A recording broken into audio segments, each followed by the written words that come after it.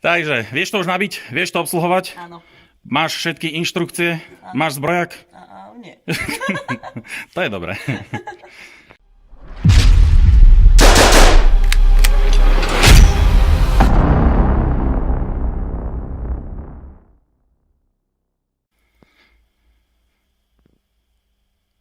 Takže do nového roku som si povedal, že ľudia frflu, keď robím videá ja, že od dneska to budú robiť radšej pekné baby.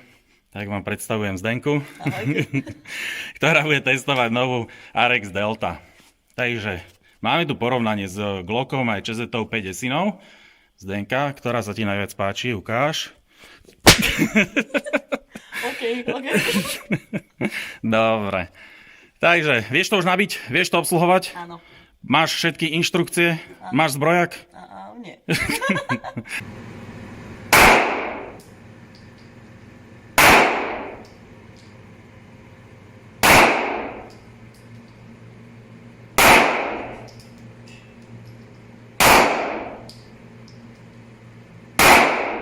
Dobre, to bol konec.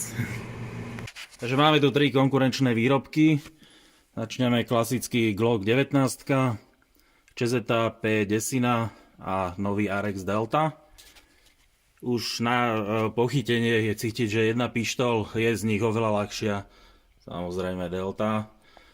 Keď pozriete si steplovanie na tých pištoliach, ČZ má to také hladké, odflaknuté. Glock to má kvázi štandardne. Sú tam výstupky, ale nie je to veľmi cítiť na tej ruke. Delta je taká viacej šmirglovaná. Keď si ich porovnávame s ČZ-tou, výhoda Delty je v tom, že tuto pri obťahnutí vidíte, že máte obťahnutú pištol. Nemá to ani ČZ, ani Glock.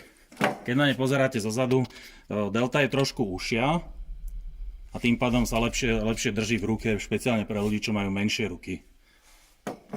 A je trošičku kratšia. Takisto Glock.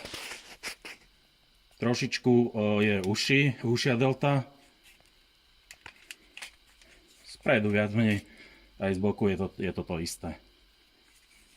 A tým, že je užšia, pre ľudí, čo majú menšie ruky, drží sa to oveľa lepšie.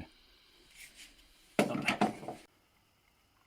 Takže porovnajme si veľkosti jednotlivých RX Delta. Tu vľavo máme krásnu šedo-čiernu variáciu. To je M-ková.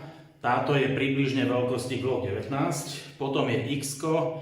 To je ako Glock X19 a potom je L-ko, to je ako Glock 17. Takto vyzerá balenie RX Delta.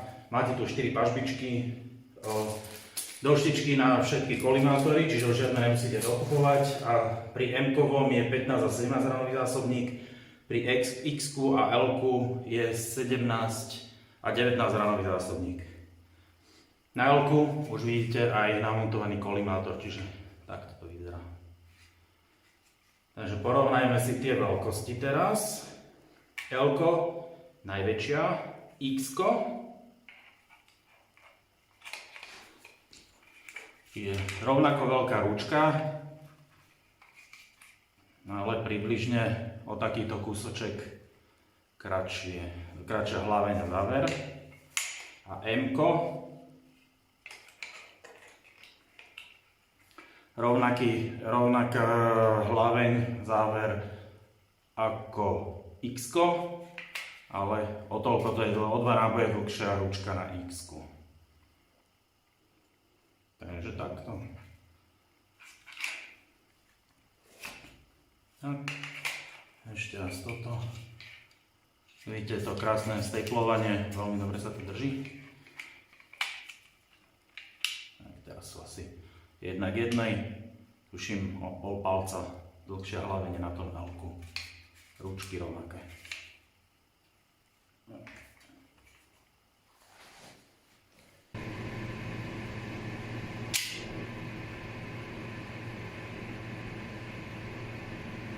Trošku predkloň.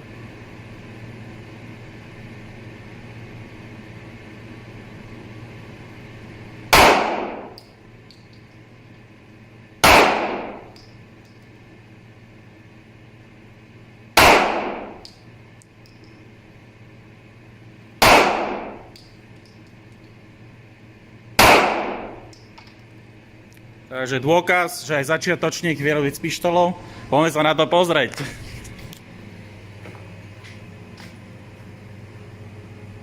Je to jasné, kam mierila.